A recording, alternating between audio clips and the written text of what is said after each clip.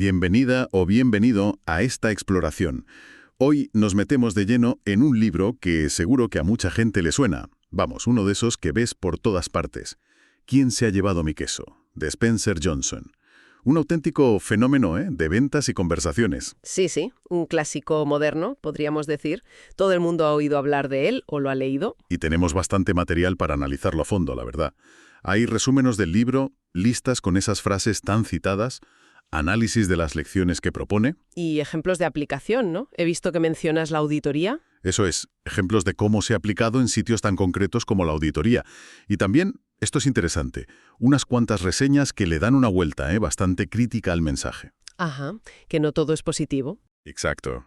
Así que nuestra idea hoy es precisamente esa, desmenuzar esta fábula, ver de qué va la historia, quiénes son los personajes, qué nos quiere decir sobre el cambio y cómo adaptarnos. Pero también, y esto creo que es clave para una visión completa, escuchar esas voces críticas que aparecen en nuestros papeles. Claro, tener la foto entera. El objetivo, ofrecer una panorámica equilibrada de por qué este librito ha tenido tanto impacto. Pues nada, vamos al lío.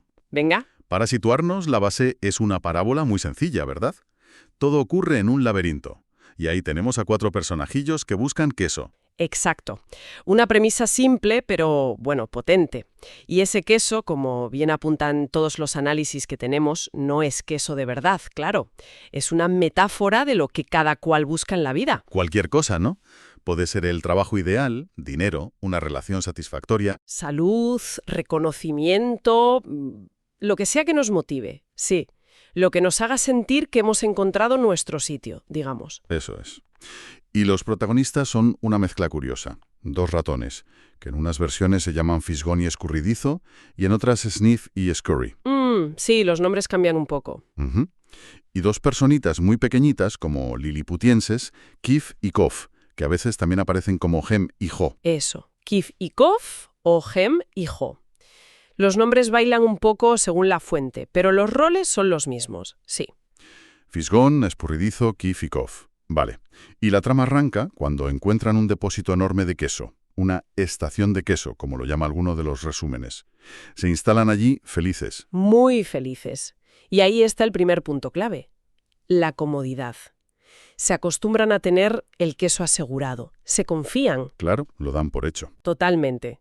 Pero un día, de repente, ¡zas!, el queso ha desaparecido.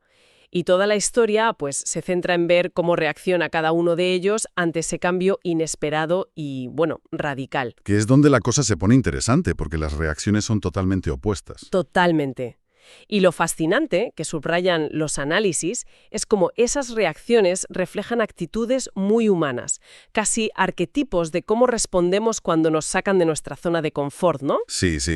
Empecemos por los ratones, Fisgón y Escurridizo. Parecen los más básicos, ¿no? Sí, actúan de forma más instintiva, más simple, digamos. Fisgón es el detector. Tiene esa habilidad para notar los pequeños cambios antes de que sean evidentes. Ajá. Hay una frase de Kof, escrita en la pared del laberinto más tarde, que lo capta muy bien y que recoge en los materiales. Controla el cambio, huele el queso a menudo para saber cuándo empieza a enmohecerse. Esa es la clave de Fisgón, la anticipación. O sea que se da cuenta antes. Y Escurridizo es pura acción. Pura acción, sí. En cuanto ven que no hay queso, no se paran a lamentarse ni a analizar por qué.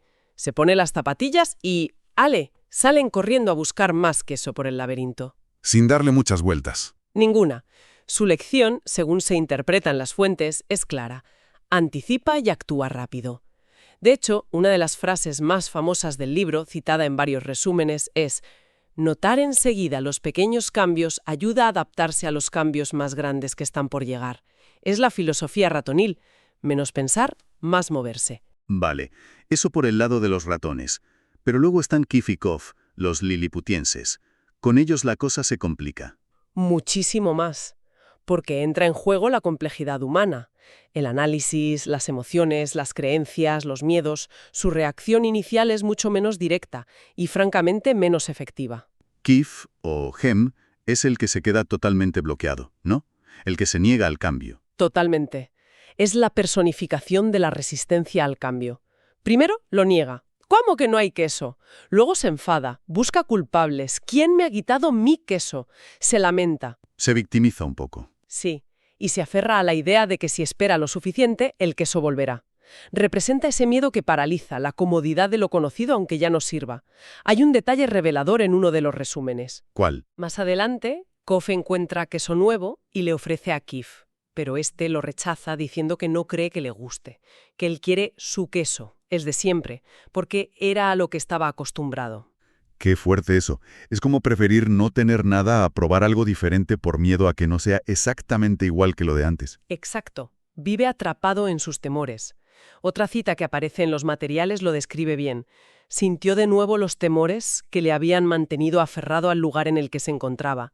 Es el miedo a lo desconocido, a la incertidumbre del laberinto, lo que le impide moverse. ¿Y Kof, o Hao, es el que sí consigue salir de ahí, aunque le cuesta al principio? Le cuesta, sí. Al principio está igual de asustado y perdido que Kif. Se quejan juntos, lamentan la injusticia de la situación. Hacen piña en la queja. Eso es. Pero llega un punto en que Kof empieza a caer en la cuenta de que quedarse allí quejándose no va a solucionar nada. Empieza a pensar, a reírse un poco de sí mismo y de sus miedos. Y aquí viene una de las herramientas clave que el libro propone y que las fuentes destacan. Se pregunta a sí mismo, ¿qué haría si no tuviera miedo? Esa pregunta es potente, ¿eh? Es como un desbloqueador mental. Totalmente. Esa pregunta le da el impulso para atreverse a salir al laberinto, solo. El camino no es fácil.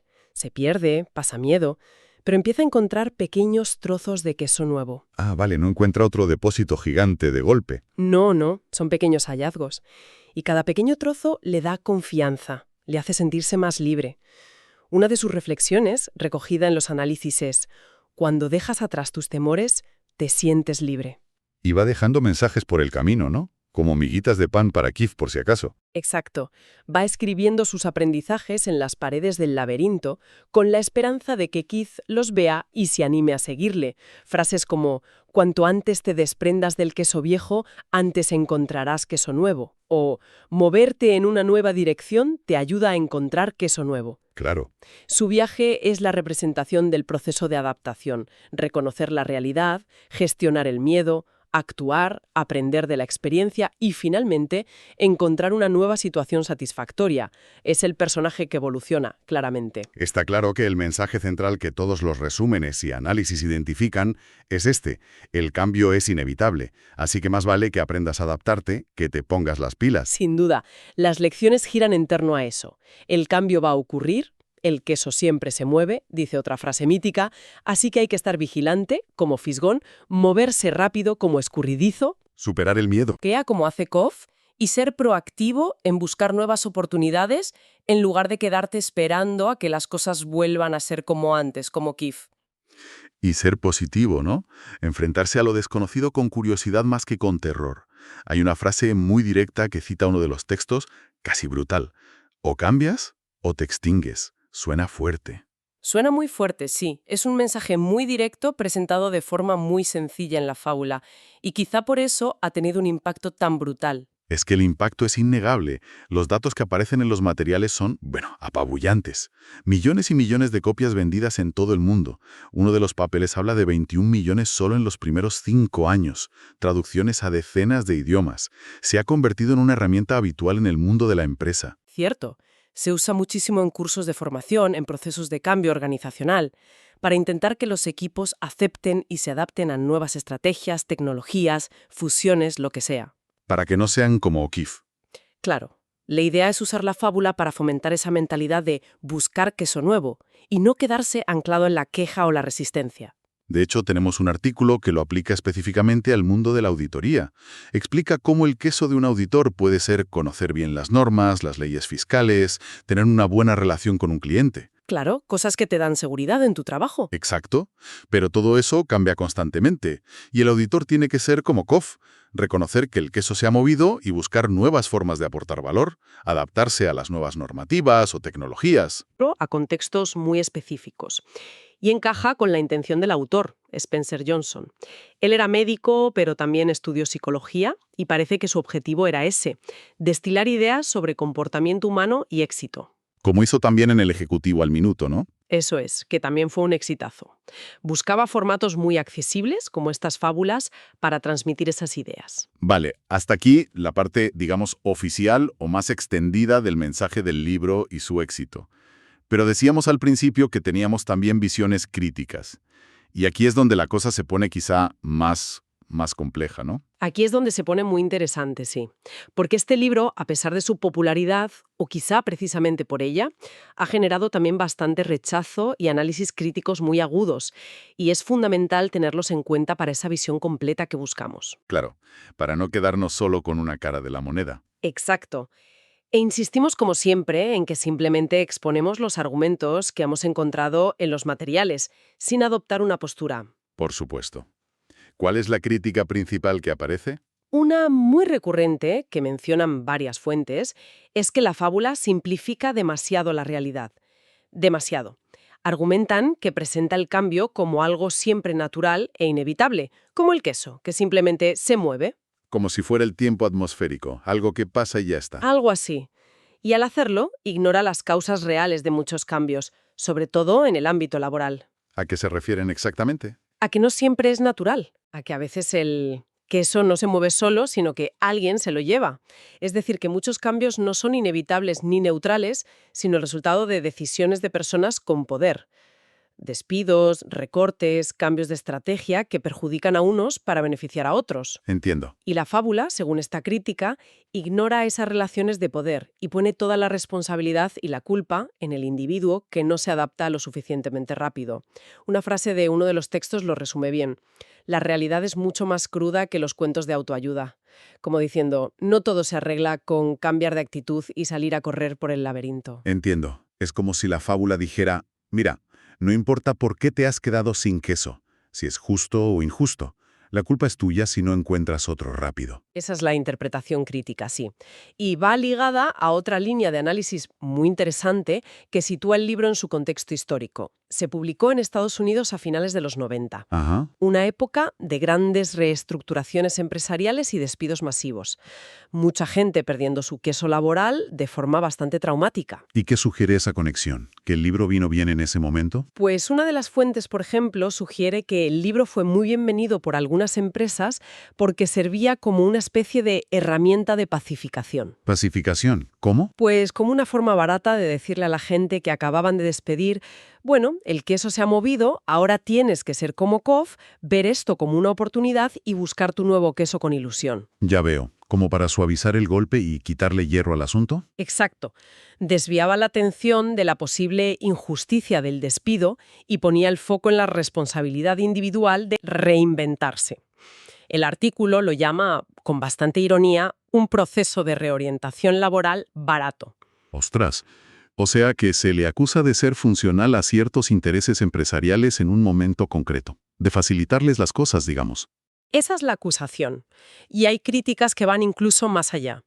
Una reseña muy dura de 2001, publicada en una revista de economía gallega, no se anda con rodeos. ¿Ah, sí? ¿Qué dice esa reseña? Suena contundente. Lo es. Califica la escritura de mala e infantil, pero sobre todo ataca el mensaje de fondo. Argumenta que el libro no va realmente de adaptación positiva, sino de sumisión. ¿Sumisión? Vaya. Sí. Cito textualmente su interpretación. Lo que de verdad dictamina es el deber de aceptar ser fastidiado, humillado, menospreciado, a sentir siempre a lo que el jefe diga. Ve la fábula como una herramienta de adoctrinamiento del capitalismo actual, así lo dice, para que el trabajador acepte la precariedad y la inestabilidad sin rechistar. Madre mía, es una lectura radicalmente opuesta a la del libro como guía de autoayuda o motivación. Completamente. Según esta visión crítica, el mensaje real es: oye, no cuestiones por qué desaparece tu seguridad o tus derechos. Simplemente adáptate y corre a buscar donde sea que el empresario tirano haya decidido poner el nuevo queso. ¡Qué duro! Crítica, que no se analice quién define qué es el queso, ni se hable de manipulación. De hecho, contrapone la adaptación que promueve el libro con la rebelión, como posible respuesta ante la injusticia, en lugar de seguir persiguiendo la zanahoria que el jefe sostiene. Es una interpretación que lo ve como una apología de la conformidad ante la explotación, una visión muy crítica. Uf. Entonces tenemos las dos caras de la moneda muy marcadas. Por un lado, una fábula súper popular con un mensaje aparentemente simple sobre adaptarse al cambio que ha conectado con millones de personas y organizaciones. Sí, que ofrece herramientas prácticas, esa idea de anticipar, actuar, superar el miedo. Las 12 frases que Koff escribe en la pared que recopila uno de los materiales son casi un decálogo para gestionar la incertidumbre, ¿no? El cambio ocurre, anticípate al cambio, controla el cambio, adáptate rápido. Esa es una cara, la de la herramienta útil para la gestión personal del cambio, que sin duda ha ayudado a mucha gente a replantearse su actitud ante situaciones difíciles. Le ha dado una estructura mental para afrontarlo. Pero por otro lado, estas críticas nos dicen, cuidado con la simplificación excesiva, que puede llevar a culpar a la víctima. Cuidado con ignorar las causas estructurales o las injusticias. Y cuidado con que este mensaje, quizás sin quererlo el autor, se use para fomentar la conformidad o justificar la precariedad. Plantea un debate de fondo sobre hasta dónde llega la responsabilidad individual y dónde empiezan las estructuras que nos condicionan. Un debate importante, desde luego. Exacto. Y ahí es donde reside, creo, la riqueza de analizar este fenómeno a través de fuentes tan diversas. Vemos que una misma historia puede tener lecturas e implicaciones muy, muy diferentes. Entonces, ¿con qué nos quedamos de todo esto? ¿Cuál sería la síntesis? Pues si intentamos conectar los puntos, esta exploración de ¿quién se ha llevado mi queso? Nos deja con una reflexión importante, creo. Por un lado, es innegable que la fábula ofrece algunas estrategias que pueden ser útiles a nivel individual para navegar los cambios. Sí, eso parece claro. La capacidad de adaptarse, de no quedarse paralizado por el miedo, de buscar activamente soluciones, son habilidades valiosas en la vida y en el trabajo. Nadie lo duda. La proactividad de Escurridizo, la evolución de Koff, tienen su lógica como modelos de comportamiento en ciertas situaciones, sí. No quedarse quieto esperando. ¿Cierto? Pero por otro lado, las críticas nos lanzan una advertencia fundamental sobre la importancia del pensamiento crítico. Nos recuerdan que no debemos tragarnos los mensajes por muy populares o sencillos que parezcan, sin analizarlos, sin preguntarnos a quién benefician, qué silencian, en qué contexto surgen. O sea que quizás el enfoque más equilibrado sería integrar las dos cosas. Usar lo útil, pero con ojo crítico. Podría ser. Quizás se trate de tomar las lecciones prácticas sobre la gestión personal del cambio que ofrece el libro, la anticipación, la acción, la gestión del miedo, pero sin perder de vista el contexto. Sin ondear la otra parte. Claro, preguntarnos siempre, ¿este cambio al que me enfrento es realmente inevitable y natural como el queso que se mueve solo? ¿O responde a decisiones concretas con intereses específicos? ¿Adaptarme significa avanzar o simplemente resignarme a una situación peor? Y eso nos lleva a la pregunta final, ¿no? La que dejan flotando estas lecturas críticas y que podemos lanzar. Exacto. Una pregunta que las fuentes sugieren pero no resuelven y que queda para la reflexión de quien nos escucha. ¿Cómo encontrar el equilibrio? ¿Cómo combinar esa necesaria capacidad de adaptación y proactividad personal con la necesidad que a veces surge de cuestionar, de resistir, incluso de luchar contra cambios que percibimos como injustos o impuestos desde fuera? En lugar de simplemente salir corriendo a buscar nuevo queso sin mirar atrás, como si fuera la única opción. Eso es, cuando toca adaptarse y cuando toca, quizá, plantarse o buscar un cambio más profundo en el propio laberinto y no solo en nuestra posición dentro de él. Una cuestión compleja, sin duda, para seguir dándole vueltas.